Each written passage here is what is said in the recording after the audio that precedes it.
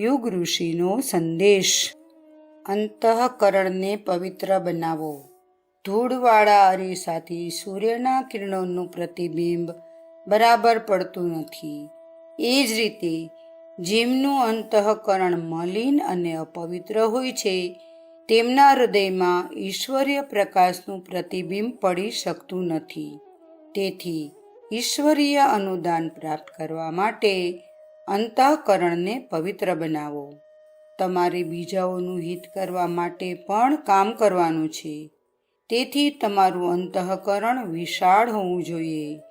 જીવન લક્ષ્ય પ્રાપ્ત કરવા માટે તેને સ્વચ્છ તથા નિર્મળ બનાવવું, એમાં જ માનવ જીવનની સાર્થકતા છે। અંતઃકરણની નિર્મળતા માણસના કાર્યોમાં સહનશીલતાનો ભાવ, ચહેરા પર સૌમ્યતા અને વ્યવહારમાં ઉદારતાના રૂપમાં જોવા મળે છે। જેનું અંતઃકરણ વિશાળ તથા પવિત્ર હોય છે, તેના માટે કદાપી મિત્રોનો અભાવ રહેતો નથી। જો તમે બીજાઓ પાસેથી સન્માન અને સહયોગ મેળવવા ઈચ્છતા હો તો તેનો એક જ ઉપાય છે કે તમારા અંતઃકરણને નિષ્કપટ બનાવો। ઉજ્જવળ વ્યક્તિત્વની પરખ એના પરથી જ થાય છે કે માણસનું અંતઃકરણ કેટલું પવિત્ર છે। ધરતી પર દેવત્વનો વિકાસ અને અસુરતાનો વિનાશ થાય એ માટે પવિત્ર અંતઃકરણવાળા લોકોની સંખ્યા વધારે હોવી જરૂરી છે। દેવત્વના વિકાસનું પહેલું પગથિયું માણસના નિર્મળ અંતઃકરણને માનવામાં આવ્યું છે। એના વગર અણુમાંથી વિભુ અને લઘુમાંથી મહાન બનવાની ઈચ્છા અધૂરી જ રહે છે।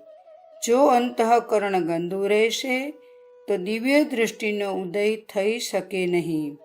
આંતરિક નિર્મળતા તથા પવિત્રતા એવી શક્તિ છે કે જે બીજા સાધનોના અભાવમાં પણ જીવન લક્ષ્ય પ્રાપ્ત કરાવી શકે।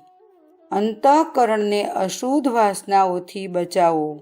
તેની પવિત્રતા પર કોઈ ભય કે પ્રલોભનનો પ્રહાર ન થવા દો।